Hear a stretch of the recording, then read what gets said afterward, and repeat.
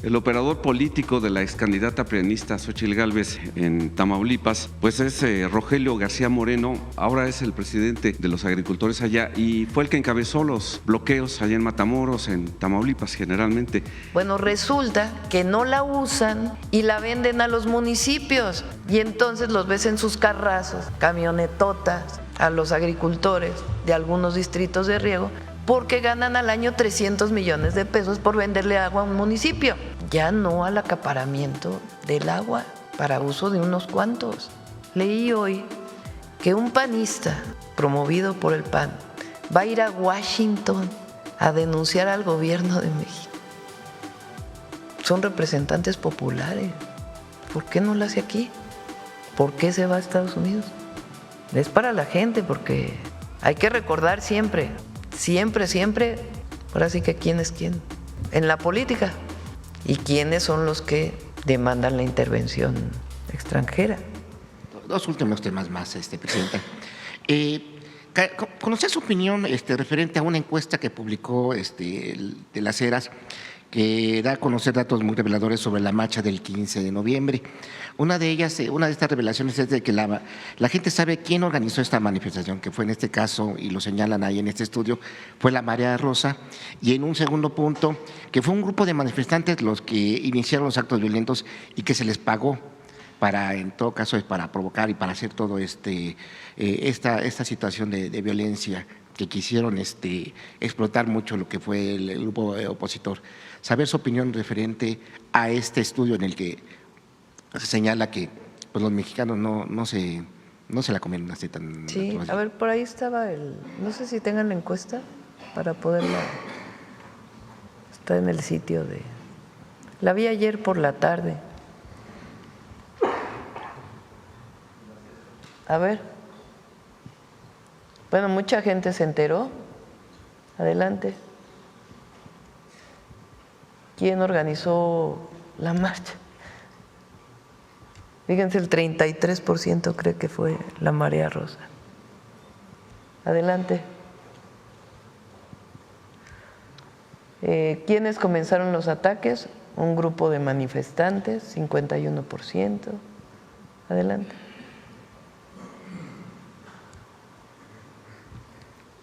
¿Cree que fue pagado para provocar? Ya con eso.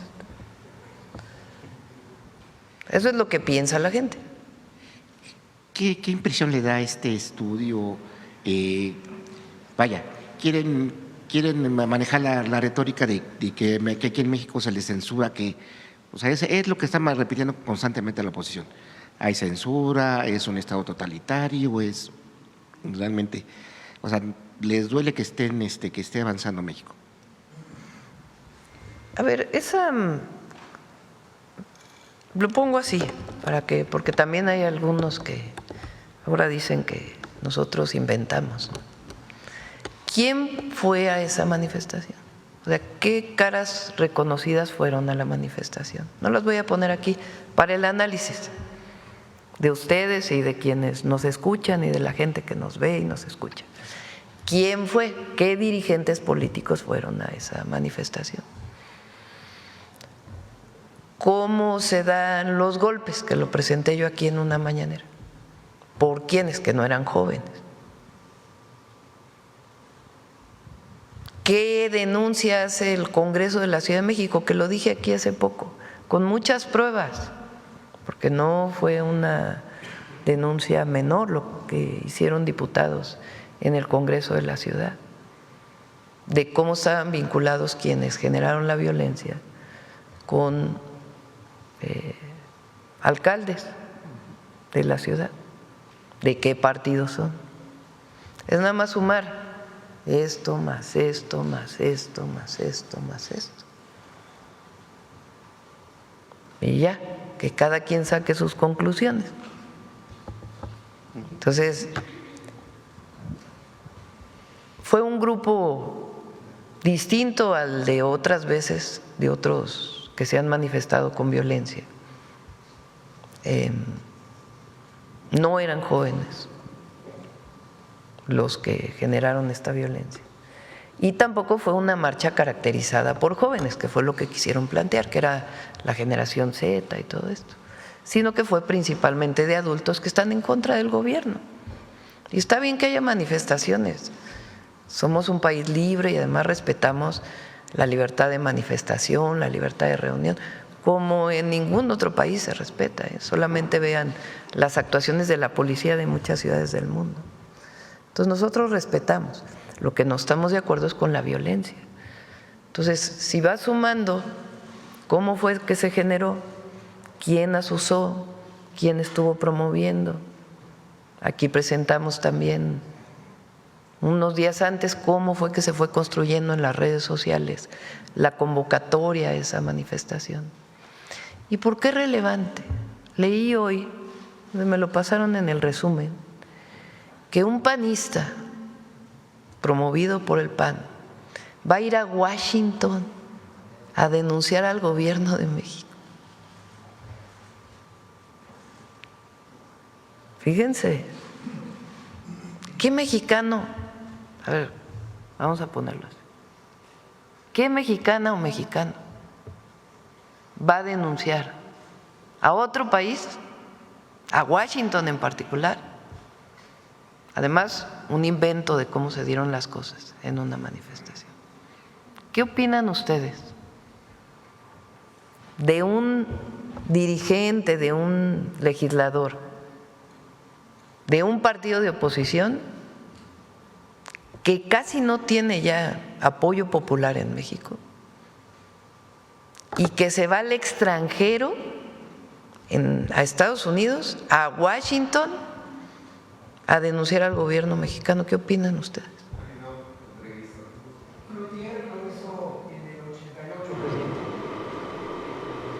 ¿Pero qué opinan ustedes en esta condición cuando hay libertad de expresión? Bueno, tienen prácticamente la opinión en todos los medios de comunicación. Tienen un canal donde tienen abierto el espacio. No tienen cerrados los medios, ¿o sí? Al revés, tienen más espacio en los medios que nosotros. Abusan de las concesiones. Y van a Washington a hacer una denuncia. Porque cuando hice yo la referencia el 20 de noviembre al injerencismo, a cómo quien llama a la injerencia extranjera en México no es nuevo, son los conservadores de siempre. ¿Y cómo es que ahora una vez más lo hacen? No es menor. Entonces, esto es para el pueblo, para la gente. Porque aquí seguimos hablando de la defensa de la soberanía y de la decisión del pueblo sobre sus gobernantes, y que no vengan del extranjero a decirnos lo que se debe o no se debe de hacer. Entonces, ¿qué opina el pueblo de que un dirigente de un partido que ahora se llama de ultraderecha vaya a Estados Unidos a hacer una denuncia pública? Porque aquí, ¿qué tiene cerrados los medios de comunicación o qué? Son representantes populares. ¿Por qué no lo hace aquí?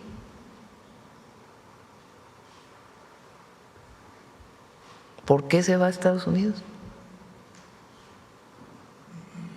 Es para la gente, porque hay que recordar siempre, ahora sí que quién es quién en la política y quiénes son los que demandan la intervención extranjera. Entonces, eso no. Los mexicanos decidimos, está el artículo 39 y 40 constitucional, y es la defensa de la soberanía. Y segundo, que se siga investigando, yo ya pedí, cómo fue la violencia en el 15N, porque tiene que salir todo. Entonces ya el Congreso de la Ciudad de México hizo una parte. se tiene que investigar quiénes promovieron esa violencia. Pues ahora resulta que el operador político de la ex candidata prianista Xóchitl Gálvez allá en Tamaulipas, pues es Rogelio García Moreno, ahora es el presidente de los agricultores allá y fue el que encabezó los bloqueos allá en Matamoros, en Tamaulipas generalmente. Y bueno, él dice que es apartidista, pero pues ya salió el peine de que pues están detrás de las concesiones del agua, como usted también lo mencionó ayer. Eso contrasta muchísimo con un evento que tuvo lugar ayer en Puebla. Se hizo la entrega de más de 5,600 apoyos, no económicos, sino en especie, o sea, se dieron pie de crías, se dieron maquinaria, pollos, sí, vaya, todo para que la gente, los campesinos reales, que sí están marcados por el sol y la labranza, ellos pudieran ya iniciar bien su desarrollo como microempresarios en sus hortalizas, en sus tierras. Entonces, ¿cuál sería su opinión acerca de este contraste? Que por un lado campesinos reales sí están labrando la tierra y sí están apoyando, pues más bien dejándose apoyar por el gobierno federal, cuando por otro lado pues hay otros grupos de interés.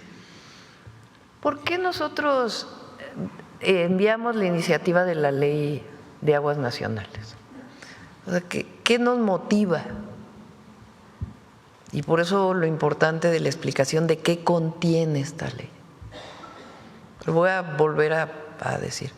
En 1992 cambió la administración del agua. Se crea la Comisión Nacional del Agua, desaparece prácticamente la Secretaría de Recursos Hidráulicos. Y la visión era que el agua, como otras cosas, es una mercancía, que debe haber un mercado para el agua. Nada más que la Constitución dice que el agua es de la nación. Claramente desde la Constitución del 17.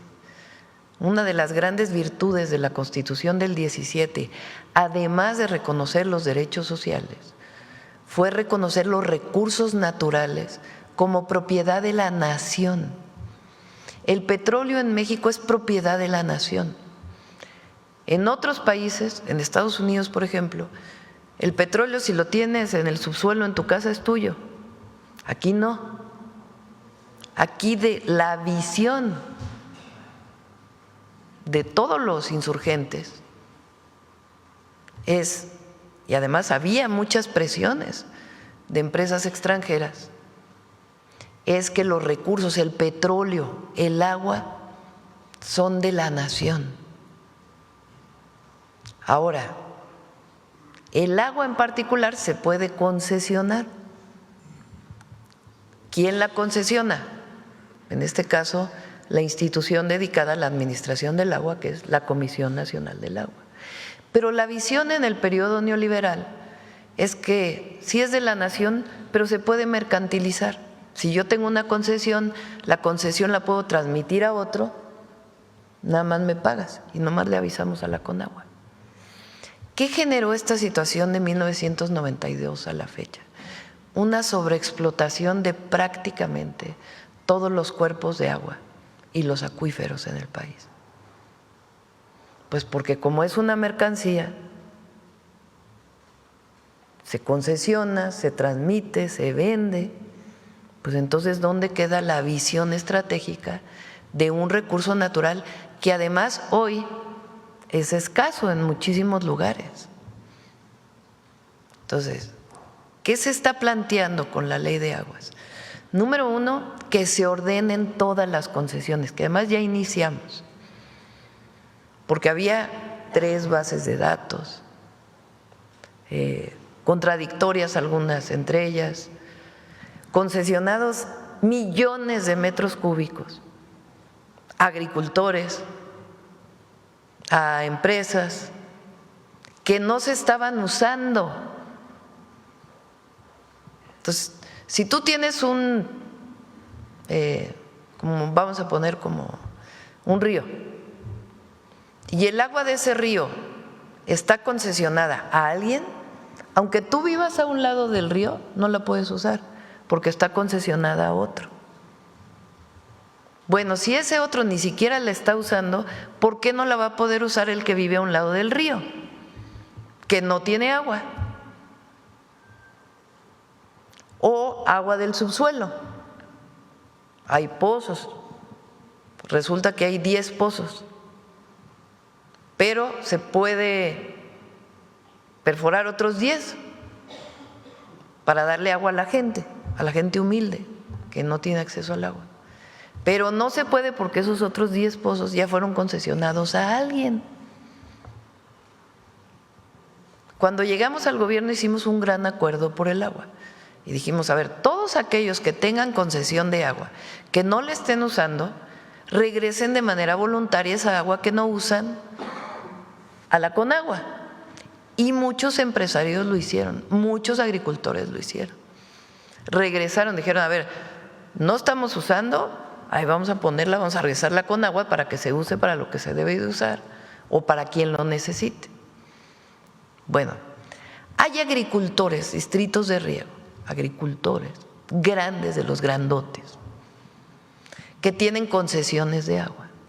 Ahora la ley de aguas dice, ya no vas a poder vender esa agua a otro, a un tercero, ni la vas a poder transmitir así nada más. Por ejemplo, si tienes un predio, usas el agua para riego, ahora ya no se la vas a poder vender al desarrollador inmobiliario que en tu tierra va a hacer viviendas, ya no. Ya tienes que regresarla a la Conagua y el que va a hacer viviendas pues ya tiene que ver, pedírsela a la Conagua. Entonces estamos poniendo orden y estamos garantizando el agua como derecho humano y como recurso de la nación. ¿Eso limita el desarrollo? No, lo ordena en un recurso tan importante para el mundo entero y para México, que es el agua.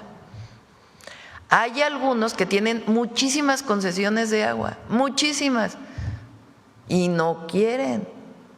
Pues sí, pero llegamos a transformar a que esos privilegios que les dieron durante mucho tiempo de agua que no usan o agua que sobreexplotan, pues ya no. Y que ahí donde no hay agua pueda haber agua. Además de todo que estamos haciendo, ayudándoles a los agricultores, incluso a los medianos y a distritos de riego, para que hagan más eficiente el consumo de agua. Les estamos dando recursos para tecnificar, para que sea más eficiente, más productivos y puedan regresar agua. Ah, pues no quieren regresar agua. Ayer lo decía, hay distritos que tienen concesionada agua para riego. Como es para riego, para producción de alimentos, la ley dice que no deben pagar porque es para la producción de alimentos. No pagan por el uso de esa agua, de esa concesión. Bueno, resulta que no la usan y la venden a los municipios y entonces los ves en sus carrazos, camionetotas, a los agricultores de algunos distritos de riego porque ganan al año 300 millones de pesos por venderle agua a un municipio. Pues eso no puede ser. Entonces, claro, hay algunos que se manifiestan ahora que quieren seguir manteniendo ese privilegio. Pues no por el bien de la gente, porque nosotros llegamos a transformar la vida pública para todas y todos los mexicanos y en particular para el que menos tiene. Entonces, por eso es muy importante que pase la ley de aguas. Que a lo mejor tenía un error, tenía otro error, bueno, adelante, pues que se modifique todo aquello que… Ahora están queriendo decir que un ejidatario no va a poder cederle, si tiene un pozo en su parcela, esa agua a sus hijos. ¡Falso! Claro que se puede hacer, pero lo que ya no, pues ese acaparamiento que además se dio. Es más, lo vamos a mostrar aquí en una mañanera. Cómo durante la época de Calderón se dieron un montón de concesiones. Le voy a pedir ahí a Efraín que lo traiga. ¿Y quiénes estaban al frente de la Conagua en los estados que ahora se están manifestando?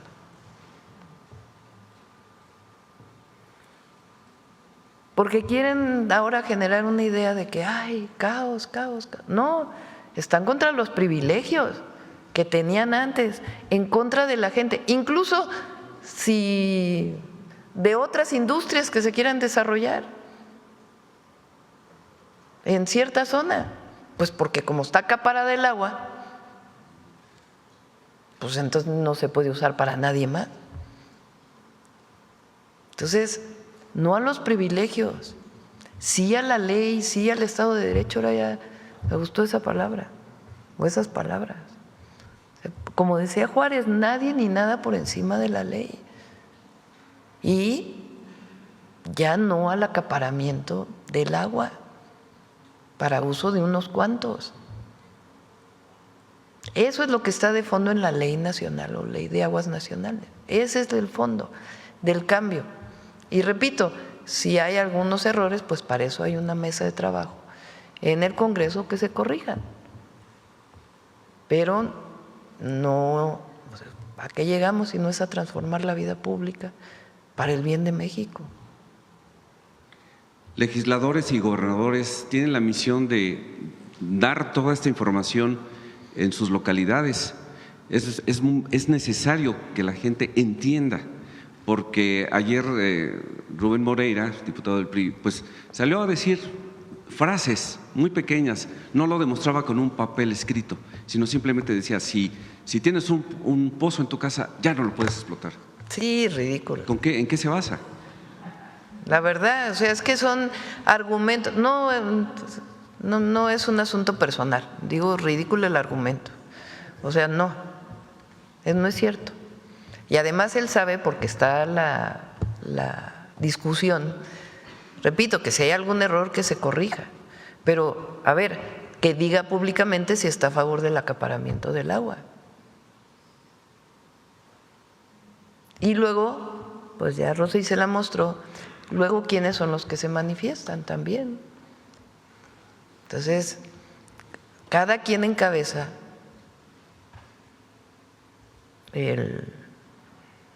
la lucha que quiere encabezar. Y nosotros encabezamos una, que es el agua es un derecho humano y 2, es un recurso de la nación que debe ordenarse y debe servir para que todas y todos los mexicanos tengamos acceso al agua, la ley y las obras que se están haciendo, porque estamos haciendo muchísimas obras en el país. Hoy se presentó la de Colima, que ya inicia. Pero además, repito, agua para todas y para todos, como derecho humano, como bien de la nación y para el desarrollo del país. No es que no queramos que haya productores agrícolas de riego, al contrario, queremos que haya más distritos de riego en el país para producir más alimentos. Queremos también que haya desarrollo, que haya inversiones. Si hay inversiones que usan mucha agua, pues que mejor se vayan a Veracruz, a Campeche, al sur-sureste, donde hay más agua. Y que se distribuya adecuadamente para que no tengan unos muchísimo, que además ni la usan, y otros no tengan nada. Esa es la lucha que nosotros encabezamos, la defensa de la nación y del derecho humano, de los derechos humanos. Buenos días, presidenta Elia Cruz de La Hoguera. Sobre lo que comentaba hace un momento de la Ley Nacional de Aguas, decía que hay acaparamiento de algunas personas. ¿Podrían darnos a conocer quiénes son estos grandes productores que acaparan? Sí, y concesiones que se dieron en su momento, sí lo vamos a dar a conocer. Sobre este tema también, presidenta, ayer también se dio a conocer que la Secretaría de Gobernación, en esta reunión que tuvo con los productores y transportistas, pues no llegó a un acuerdo, o no hubo un acuerdo. Ayer se levantaron de la mesa. ¿A qué se debió eso, presidenta? Pues ya lo voy a informar la secretaria. Cuando hay demandas legítimas se atienden. Hay una mesa y se busca encontrar una salida. Obviamente, pues que esté en el marco de los recursos disponibles. No se puede prometer pues lo que no se es posible entregar. Nosotros acostumbramos a hacer compromisos, no promesas. Entonces, cuando nos comprometemos con algo, pues hay que cumplirlo. Entonces hay que ser muy responsable qué se puede y qué no se puede. Cuando hay una demanda legítima, pues se busca encontrarle salidas para que se pueda atender. Por ejemplo, en el caso del maíz, pues se buscó algo tripartita, que le entraran las empresas que compran maíz a dar un precio más alto del mercado, que los gobiernos estatales le entraran con algo y el gobierno federal con algo. Y ahí se logró un acuerdo para algunos productores de maíz, que va avanzando en otros estados de la República. ¿Por qué es esto? Pues porque el precio del maíz este año y el próximo está muy bajo. Ya lo hemos explicado en otras ocasiones. El precio del maíz por el tratado se fija en Estados Unidos, en la bolsa de Chicago. Entonces, y además un maíz distinto. Allá pues, principalmente maíz amarillo, mucho de ello transgénico, y acá pues es maíz blanco, criollo, nativo, híbrido en algunos casos, pero es híbrido nacional, semillas mejoradas del maíz originario de México. Entonces, es algo que tenemos que seguir trabajando, evidentemente, pues para que se diferencie el precio del maíz amarillo del maíz blanco, porque maíz amarillo hay mucho más en el mundo que el maíz blanco, que el principal productor de maíz blanco es México y es para autoconsumo. Entonces, como el precio del maíz está muy bajo, pues entonces se está buscando apoyar a los productores. Y se busca, pues dado que no hay suficiente recurso en el gobierno federal, repito, el próximo año son $1 billón a programas de bienestar, a dedicarlo directo a la gente, además de construcción de hospitales, centros de salud, contratación de médicos, escuelas preparatorias, universidades, todo lo que significa pues para lo que fuimos electos, para continuar con la transformación. Pues cuando hay una demanda de este tipo, buscamos la manera de encontrarle una salida y que ellos estén de acuerdo. Cuando no tiene que ver con un asunto político para generar algún problema nada más por generarlo, o cuando hay un tema que es la defensa de algún privilegio, pues entonces de todas maneras se les abre la mesa para platicar, pero pues hay cosas que no se pueden resolver. Entonces ya la secretaria de Gobernación y el secretario de Agricultura van a estar informando. Comentaba usted hace un momento que hay demandas que no se pueden cumplir debido a los recursos. ¿Cuáles serían estas demandas que le están? Bueno, pues ellos piden un precio de garantía muy alto para todo el maíz, pues eso no hay suficientes recursos para poderlo cumplir. Entonces, ¿qué hacemos? Buscamos a ver quién es el comprador, que una parte el comprador lo dé más recursos, que hasta ahora hay muchas empresas que han participado en este proceso, otro sea el gobierno, otro que sean los gobiernos estatales. Se busca disminuir, por ejemplo, los precios de transporte, evitar que haya intermediarios, que haya la compra directa del grano, porque a veces el intermediario lo compra a precios muy bajos. Entonces se buscan acuerdos directos entre el productor y el comprador, que en muchos productos se han logrado, para evitar pues el intermediarismo que genera pues todavía un precio más bajo para el productor y que no impacta en el precio al consumidor. Entonces se busca siempre la manera de apoyar y sobre todo pues a los pequeños productores. Sobre eso, ayer la SADER emitió un comunicado diciendo que habían logrado un acuerdo justamente con los productores de maíz de Campeche. ¿Este acuerdo también tiene la posibilidad de extenderse a otros estados? Es parecido al que se hizo en el Bajío. O sea, es un acuerdo en donde hay una parte del gobierno del estado, otra parte de las empresas que compran el maíz para hacer harina principalmente, y de nosotros, del gobierno federal. Entonces buscan acuerdos que ayuden sobre todo al pequeño productor. Pero digamos, otros estados también serán beneficiarios, por ejemplo, productores como Guerrero, Esa mesa Morelos. de trabajo está abierta todo el tiempo, Okay. con todos los estados.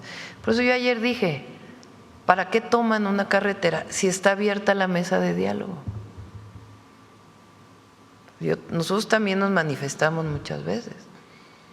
Te manifestabas porque ni siquiera cuando había una solicitud particular, nos manifestamos para transformar el país de fondo y de raíz, pero cuando acompañamos demandas particulares, ni mesas de diálogo había. Aquí está la mesa de diálogo abierta, se está buscando alternativas y de todas maneras pues toman una carretera, y es donde yo digo pues ¿qué los mueve a tomar una carretera si están en una mesa de trabajo donde se están buscando alternativas? En el tema de seguridad que demandan los transportistas, ¿ahí ya han logrado un avance? Ayer puse la gráfica de cómo disminuyó el robo en carreteras. Tenemos que seguir avanzando, no es cero, es cierto, no es cero, pero hemos avanzado y estamos avanzando más. Hay un programa especial de la Guardia Nacional donde la Guardia se reúne con transportistas. Es relevante, fíjense, que de los transportistas, cerca de 9 asociaciones sacaron comunicados diciendo que ellos no eran quienes estaban cerrando y que había mesas de diálogo y que se va avanzando y quieren que se avance más, pero que hay mesas de trabajo. ¿Para qué sirven las mesas de trabajo en seguridad? Bueno, pues ellos denuncian, los robos están aquí, están acá, están en este otro lado.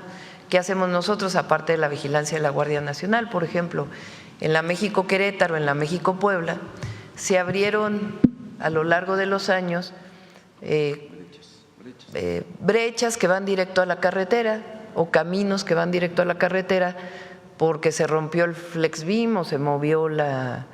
FlexBeam son estas, bueno, así se le dice en inglés, perdón el anglicismo. Las barreras estas de contención que están pintadas de negro con blanco. O hay otro tipo de barreras de concreto que movieron. Entonces, quien asalta, pues se mete por estos lugares, asalta y se regresa. Y ya después se van a otros lados. Entonces lo que está haciendo es cerrando todos esos lugares que estaban abiertos para evitar y que la única entrada a las carreteras de cuota pues sea entrada y salida, punto, ningún otro lado. Entonces está trabajando en eso, nos informan, los asaltos están en este lugar, bueno pues se trabaja para evitar que haya estos asaltos o la investigación para que haya las detenciones que tenga que haber. Entonces hay mesas de trabajo, 9 creo que son 9, que publicaron que estábamos trabajando y hay una asociación que dijo que no. Entonces esa es la disminución del robo en carreteras y hay que seguir, porque hay otras que no se denuncian. Entonces también está el 088, que es el teléfono de la Guardia, donde se denuncian y ahí del Gabinete de Seguridad le damos seguimiento a las denuncias telefónicas que luego no llegan a denuncias penales de robo de vehículo o de autotransporte principalmente. Gracias, Presidenta. En otro tema, la marcha de ayer de mujeres a favor de la erradicación de la violencia, pues fue pacífica, aunque no con la misma convocatoria que las pasadas. ¿Cuál es su opinión al respecto? Bueno, más bien ahí habría que preguntarle a las convocantes, ¿no? Yo creo que hay un reconocimiento de que hay un gobierno que está trabajando por las mujeres. Y como vimos ayer, es un tema en donde no hay diferencias. Trabajamos juntos con todos los gobiernos de los estados. Y nuestro compromiso es seguir trabajando para la erradicación de la violencia contra las mujeres. Y qué bueno que fue pacífica, que no hubo problemas. En otro tema, Presidenta, el viernes pasado se dio a conocer que se detuvo a 7 escoltas del alcalde asesinado de Uruapan, Michoacán, Carlos Manso.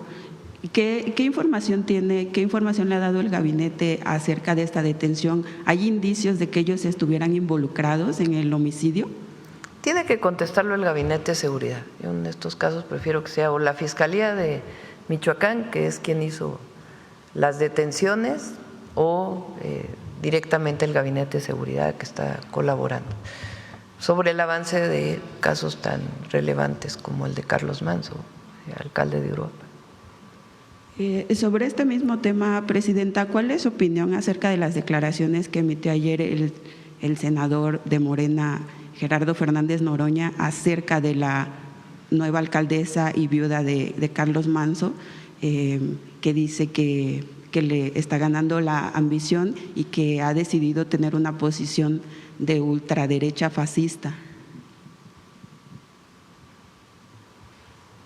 Yo creo primero que en estos casos hay que ser hay que respetar primero, ¿no? O sea, la esposa del alcalde, hoy alcaldesa de Uruapan, pues no está pasando por un momento fácil, ¿no? Acaba de perder a su esposo. Entonces yo creo que en esa parte pues tiene que haber una sensibilidad para empezar. Ya si hay un asunto de debate político, bueno, pues ya es otro tema, ¿no? Pero yo creo que todo a su tiempo, todo a su debido tiempo, y hay que, pues en momentos, ser solidario, estés de acuerdo o no estés de acuerdo.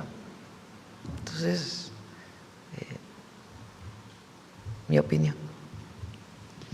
Ya para lo político, pues ya habrá otros momentos, ¿no? Presidenta, hoy también sale una información acerca de este empresario que es presuntamente dueño del certamen de Miss Universo y que señalan que estaría imputado por parte de la Fiscalía General de la República de un presunto huachicol. Y pues tendría que informar la Fiscalía, ¿no? Si hay una investigación a esta persona, pues tiene que informar la Fiscalía. Hoy sale en un medio, pero pues tiene que informarse, ¿no? Ahora eso es independiente de la joven que ganó el concurso, porque lo quieren juntar, es distinto, ¿no? Porque entonces quieren quitarle mérito.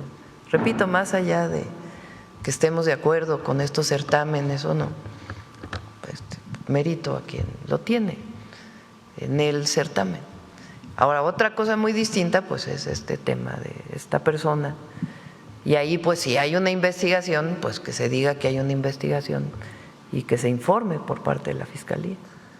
Bueno, en cuanto al paquete de reformas en materia de aguas nacionales que se envió al Congreso, a la Cámara de Diputados, quisiéramos hacer los siguientes comentarios. Si me ayudan con la siguiente lámina, por favor. Se trata de dos iniciativas. Por un lado, la Ley General de Aguas, que establece las bases para la reglamentación del artículo 4º constitucional, y por otro lado, la reforma a la Ley de Aguas, que es reglamentaria del artículo 27. Es muy importante establecer que esta segunda es la que sienta las bases para que el Estado mexicano recupere la rectoría sobre el manejo de nuestras aguas nacionales en favor del pueblo de México. Adelante, por favor. La primera establece las bases, como ya lo comenté, para garantizar el derecho humano al agua. Se definen las competencias, que es un tema muy importante entre los 3 niveles de gobierno, y entre los aspectos más importantes es que se reconoce a los sistemas comunitarios de agua que operan en distintas zonas del país. Adelante. El principal cambio es que el agua deje de verse como una mercancía y se reconozca como un derecho humano, como un bien estratégico para el desarrollo de nuestro país. Este ordenamiento de las concesiones, y aquí quiero puntualizar, es con esta nueva ley el principal cambio es que el Estado mexicano, el Gobierno de México, es el único facultado para poder llevar a cabo el otorgamiento de concesiones. No será posible ya transmitir títulos de concesión entre particulares, porque esto ha generado fuertes afectaciones. Se han generado una gran desigualdad en cuanto a la distribución. Con la ley de 1992 se permitía que se realizaran trámites entre particulares y esto lo que provocó es que quien tenía recursos económicos o quien tiene recursos económicos pues acumula uno o muchos títulos de concesión y con ello grandes cantidades de agua, mientras que hay otros que no cuentan con los recursos suficientes que no pueden tener el acceso al agua para las actividades más elementales. Estamos hablando de comunidades y de pequeños y medianos agricultores. También se eliminan los cambios de uso, es un tema muy importante porque actualmente se puede cambiar el uso de las concesiones y esto a donde nos ha llevado es que, por ejemplo, se otorgan concesiones para uso agrícola que terminan siendo utilizadas en parques industriales, que terminan siendo utilizadas en campos de golf o que incluso se llevan a desarrollos inmobiliarios sin que exista un control del Estado y esto ha generado un gran desorden y grandes afectaciones. También se se crea un nuevo registro de agua nacional público que nos va a ayudar a tener total transparencia en todas las concesiones que se tienen otorgadas en las distintas regiones del país, quiénes son los beneficiarios, cuál es el volumen que tienen otorgado y cómo se otorgaron estas concesiones. Adelante. Este es un asunto que quisiera puntualizar porque es un tema que ha causado muchas especulaciones, que se está utilizando de una manera inadecuada, sobre las herencias y la compraventa de tierras. Es totalmente falso porque hay quien ha querido decir que ya no se va a permitir, sería absurdo pensarlo así. El binomio tierra-agua está garantizado. Se mantienen los derechos para heredar a sus hijos, en el caso de las tierras, si son 1, 2 o 3 hijos, pues se realiza de manera proporcional. También se mantienen los derechos cuando se trata de la compraventa de propiedades, se puede y se va a otorgar un nuevo título de concesión a nombre del nuevo propietario. Entonces, que tengan totalmente certeza de que así va a ser. Adelante, por favor. Se fortalecen los procedimientos para combatir el robo de agua. Aquí hemos presentado algunas imágenes de las afectaciones que esto implica y de lo sofisticado que son los sistemas, pero a veces no se pueden llevar a cabo las sanciones porque los procedimientos son muy laxos y se incrementan las sanciones para inhibir esta conducta. Adelante. Se crea un fondo de reserva de aguas nacionales que nos va a permitir tener agua suficiente para garantizar el derecho humano al agua, sobre todo de comunidades indígenas, de comunidades que desafortunadamente no tienen en este momento concesiones que les permitan tener un suministro constante. Y también estamos evitando el acaparamiento, ya no se pueden mantener títulos de concesión que son utilizados de manera especulativa, es decir, hay muchos beneficiarios de títulos de concesión que no los están utilizando, que únicamente los tienen almacenados y que no permiten que quien realmente necesita esos títulos de concesión, esa agua, la pueda utilizar. Es como tener formada una cubeta y no permitir que el que la necesita, que la tiene atrás, la pueda utilizar. Adelante. Eficiencia en el uso del agua, se promueve la tecnificación del riego, se fortalecen los mecanismos para medir el agua porque lo que no se mide no se puede eficientar. Se establecerá una regulación correspondiente para la captación pluvial. Nosotros somos promotores de la captación pluvial, es un mecanismo que ayuda mucho a agricultores y a comunidades que se encuentran en zonas altas. Lo que se está regulando es que no se lleven a cabo infraestructuras pues que salen de cualquier proporción, en algunos lugares ya son verdaderamente lagos. Cuando esto afecte el ciclo del agua, es decir, que esa agua deje de llegar a los ríos, pues tiene afectaciones para especies de animales, para especies vegetales, y lo que estamos cuidando es que no se cometan abusos en ese sentido. Adelante. Bueno, y finalmente quisiera terminar diciendo que quienes están en algunas ocasiones oponiéndose a esta iniciativa, quienes generan campañas de desinformación, quienes están muy preocupados porque no se pase esta ley en los términos que se ha planteado, pues es que lo que están haciendo es defendiendo sus intereses, porque son quienes durante muchos años, al amparo del poder político y al amparo del poder económico, han acaparado grandes cantidades de agua y con eso no han permitido que quien realmente la necesita, sobre todo pequeños y medianos productores, sobre todo comunidades rurales y comunidades indígenas, puedan acceder al agua que le pertenece al pueblo de México. Entonces, eso es lo que son los aspectos más importantes que quisiéramos destacar de la iniciativa. Decimos que seguramente se discutirá en los próximos días en la Cámara de Diputados. Sabemos que en algunos aspectos se está trabajando para enriquecer la propuesta y estamos muy atentos dando seguimiento a estos trabajos. Bueno, vamos a dar inicio a una obra muy importante para el Estado de Colima. Se trata de una obra que hemos denominado Agua para Colima. Es la construcción de un acueducto de alrededor de 21 kilómetros, que va a tener una inversión de alrededor de 1.780 millones. Este acueducto va a dotar de prácticamente el doble del suministro a la ciudad de Colima. Es un acueducto que está planeado para resolver tanto el suministro de agua en cuanto a cantidad y en cuanto a calidad para los siguientes 30 años en el estado en la ciudad de Colima. Y si me lo permite, Presidenta, le cedería el uso de la voz de aquel lado a la gobernadora Indira Vizcaíno. Buenos días. También se encuentra con ella el subdirector general de Agua Potable, Drenaje y Saneamiento de la Comisión Nacional del Agua, Felipe Satarain. Adelante, gobernador. Muchísimas gracias, Efraín. Presidenta, muy buenos días. Me da muchísimo gusto tener la oportunidad de coincidir nuevamente con usted. El día de ayer tuvimos la oportunidad de coincidir en este histórico 25N. Y el día de hoy, con el arranque de esta obra Agua para Colima, que es fundamental para nuestro estado, particularmente para la zona metropolitana de la capital. Colima por décadas ha tenido un suministro en esta zona metropolitana desde un acueducto que viene de la comunidad indígena de Zacualpan, a la cual estamos profundamente agradecidos, pero el crecimiento de nuestra zona metropolitana hacía indispensable desde hace ya varios años el tener nuevas fuentes de abastecimiento que garantizaran el acceso al agua, que nos garantizaran además la presión que se requiere y las cantidades necesarias para poder suministrar de forma adecuada a esta zona. Y con esta obra que se ha autorizado a través del gobierno que usted encabeza, Presidenta, pues se deja una muestra clara de la sensibilidad, de la empatía, del amor que usted tiene por el pueblo de Colima. Yo lo decía en una visita a nuestro estado y lo quiero reiterar el día de hoy.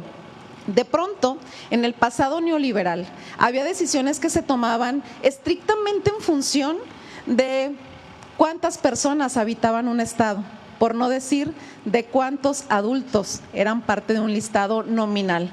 Y con su gobierno queda demostrado que la visión de este gobierno de México, encabezado por la primera mujer presidenta de nuestro país, toma decisiones en función de que todas y todos los mexicanos valemos exactamente lo mismo, seamos parte de un estado con poca población como el nuestro o no, que todas y todos los mexicanos somos seres humanos que merecemos tener a salvo y garantizados nuestros derechos. Y el derecho al agua se convierte en una realidad con esta obra que da viabilidad, como lo decía el director de Conagua, para los próximos por lo menos 30 años de esta zona metropolitana de nuestra capital. Una inversión sin precedentes que nos posibilita garantizar este servicio y este abasto para nuestra zona metropolitana. Agradezco muchísimo que nos acompañe el doctor Felipe Satarain, quien es nuestro director general también de Agua Potable, Drenaje y Saneamiento. Muchísimas gracias por estar en Colima. Y de corazón, Presidenta, con esta y con todas las obras que se ha respaldado a las y los colimenses, al pueblo de Colima, quiero insistir en el agradecimiento profundo que tenemos, esa sensibilidad que se ha tenido para poder atender las necesidades más profundas de nuestro estado. Gracias, Indira. Felipe va a comentar. ¿No? Adelante. Sí, muchas gracias a todos. Un aplauso.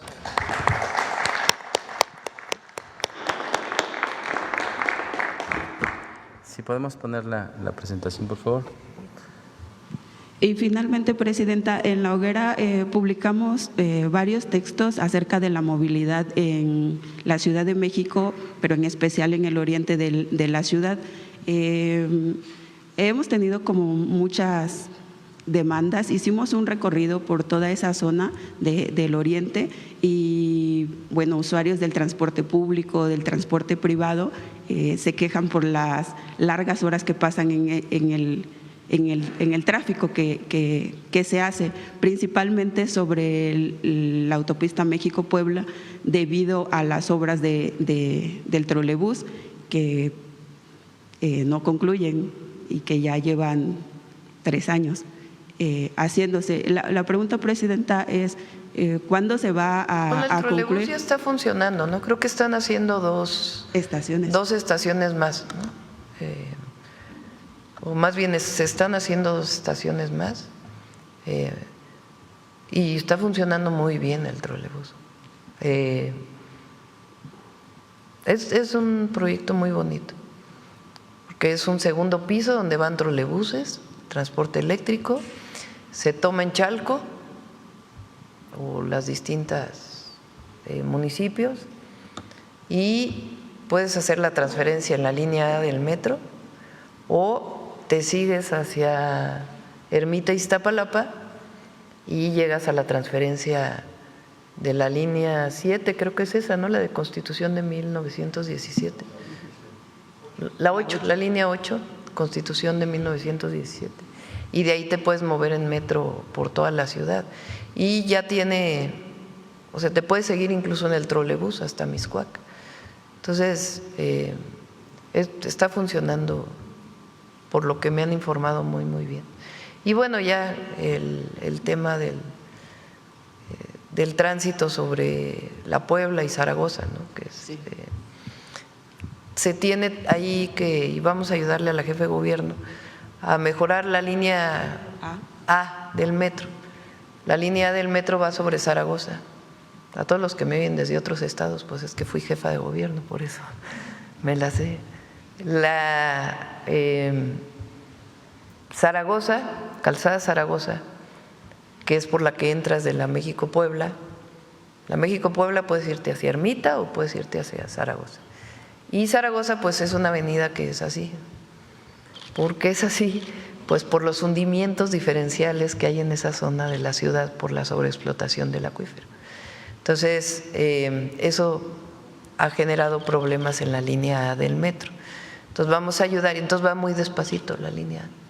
Entonces vamos a ayudar para poder enderezarla, poner una especie de puentecitos, digamos, que permitan que no tenga estos problemas de hundimientos la línea y que funcione mejor. También ahí Efraín está trabajando en un proyecto que esperamos licitar ya muy pronto, porque ahí se inunda mucho también en época de lluvias, entonces para que pues se disminuyan las inundaciones. ¿En el Puente de la Concordia? En el Puente de la Concordia.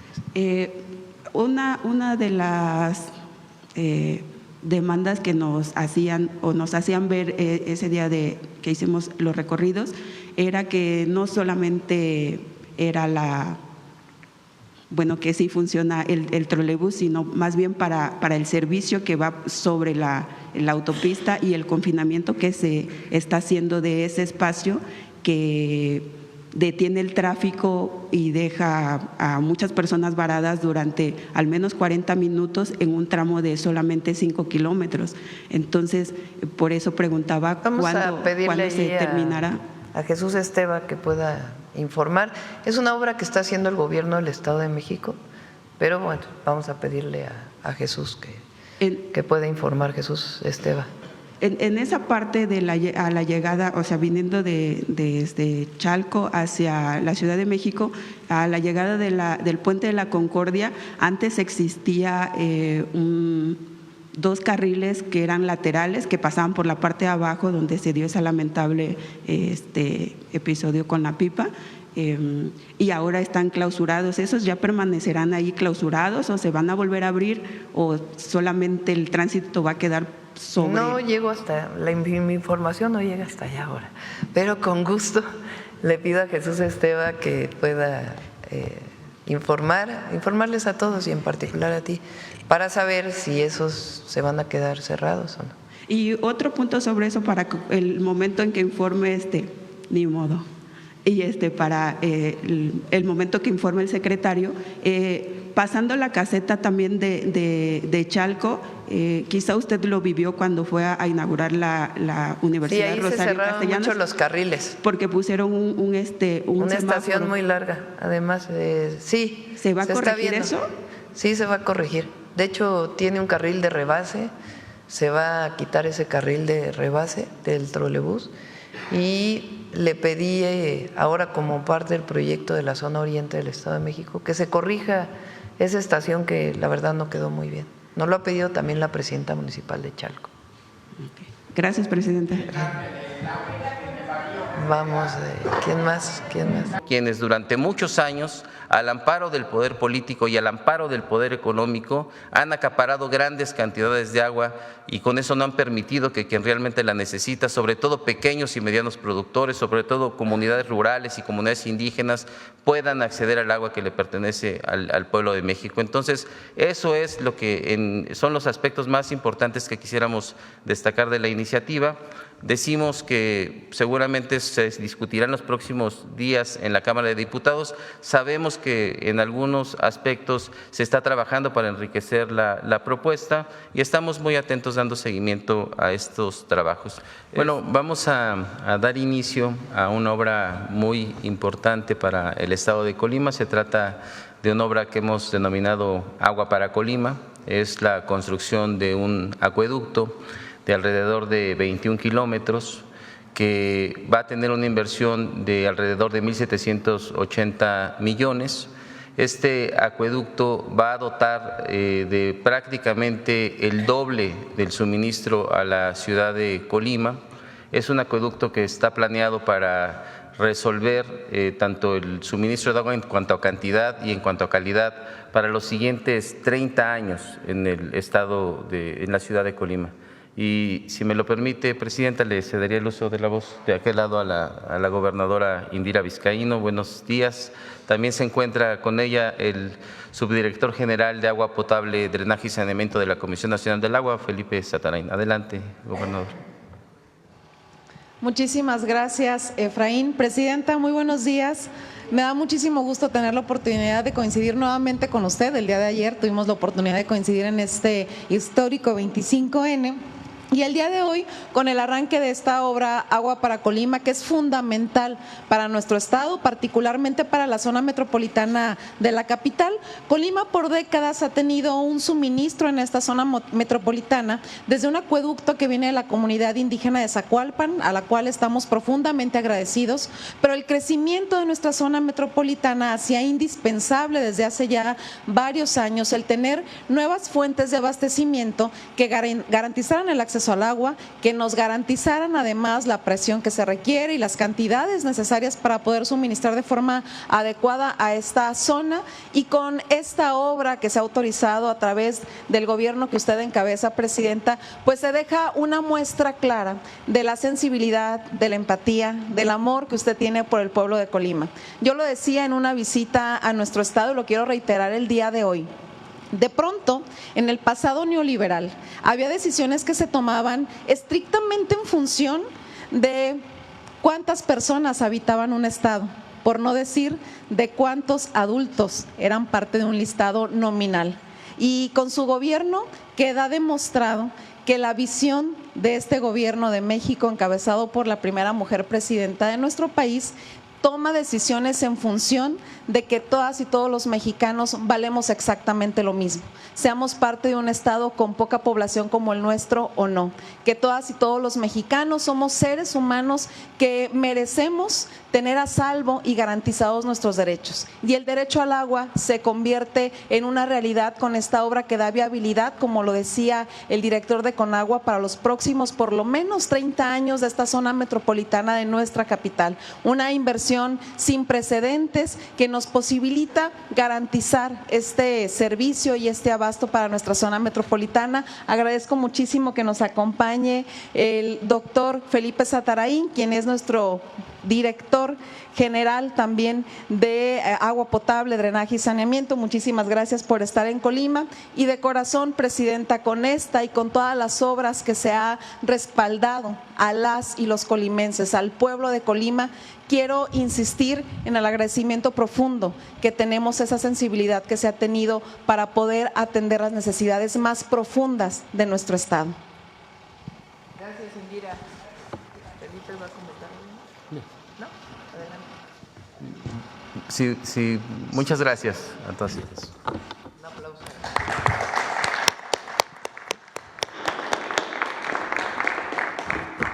Si podemos poner la presentación, por favor. Y finalmente, Presidenta, en La Hoguera publicamos varios textos acerca de la movilidad en la Ciudad de México, pero en especial en el oriente de la ciudad. Hemos tenido como muchas demandas, hicimos un recorrido por toda esa zona del oriente y, bueno, usuarios del transporte público, del transporte privado, se quejan por las largas horas que pasan en el tráfico que se hace, principalmente sobre la autopista México-Puebla, debido a las obras del trolebús que no concluyen y que ya llevan 3 años haciéndose. La pregunta, Presidenta, es ¿cuándo se va Bueno, el a trolebús concluir? ya está funcionando, ¿no? Creo que están haciendo dos estaciones más, ¿no? O más bien se están haciendo 2 estaciones más y está funcionando muy bien el trolebús.